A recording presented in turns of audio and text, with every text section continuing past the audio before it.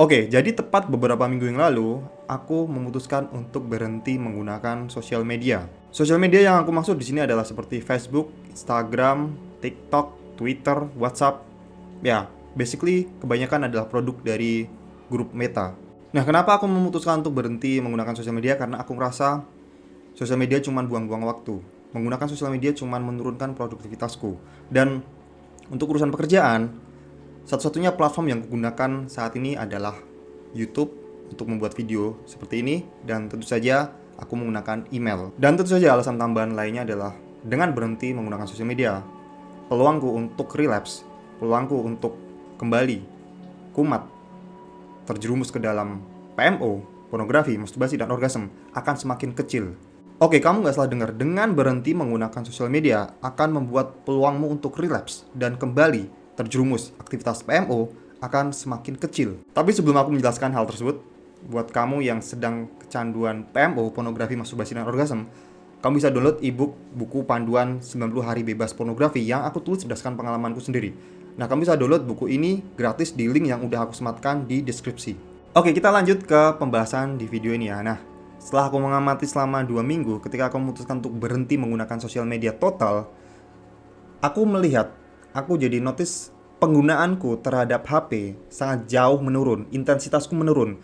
Mungkin screen timeku yang dari tadinya 5 jam sampai 6 jam per hari jadi turun drastis menjadi 1 sampai 2 jam per hari. Nah, ini nanti ada hubungannya dengan kecanduan PMO yang sedang kamu derita ya. Tapi sebenarnya aku pengen jelasin kenapa penggunaan sosial media yang enggak produktif hanya membuang-buang waktumu, hanya mengganggu hidupmu. Nah, sekarang aku mau nanya kepadamu, apa sih yang kamu lakukan ketika kamu sedang ngerasa bosen? Atau mungkin kamu sedang nungguin orang, nungguin kereta, atau mungkin kamu sedang di toilet?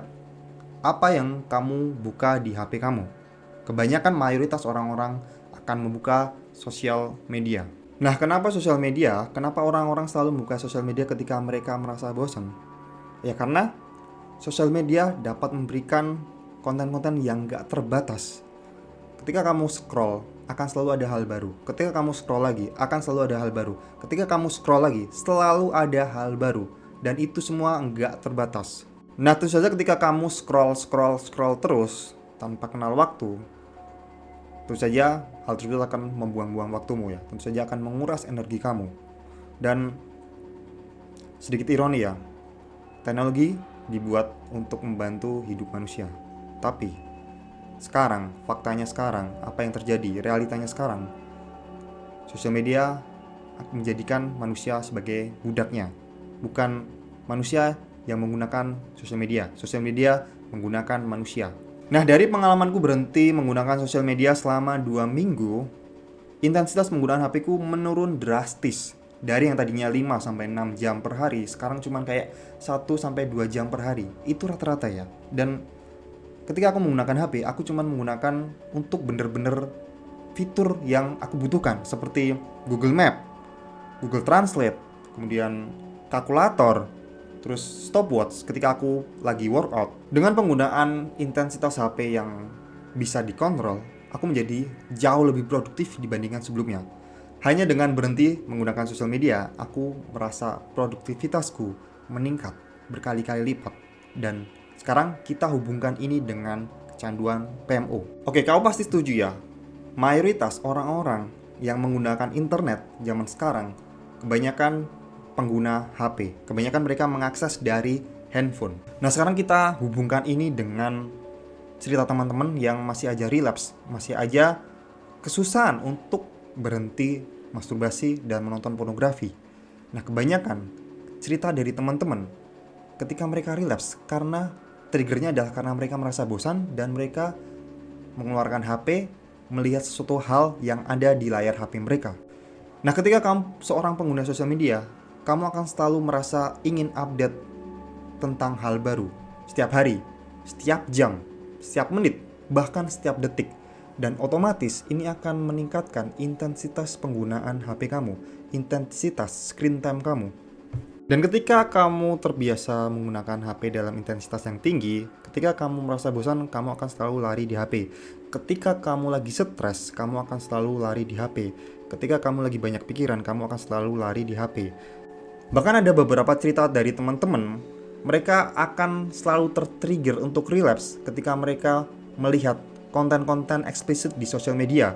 Kita belum ngomongin tentang situs porno ya. Dan ketika intensitas penggunaan HP kamu udah tinggi, kamu udah melekat banget dengan HP kamu, peluang kamu untuk berkunjung ke situs-situs porno akan semakin meningkat juga kan. Oke, teknologi memang bagaikan dua bilah mata pedang ya, kadang positif, kadang negatif. Dan nggak semua pengguna HP, nggak semua pengguna sosial media juga melihat konten-konten eksplisit atau konten-konten pornografi. Dan bahkan sebenarnya sosial media ini juga dapat menjadi sebuah potensi yang sangat besar ya, kalau kamu bisa memanfaatkan hal tersebut.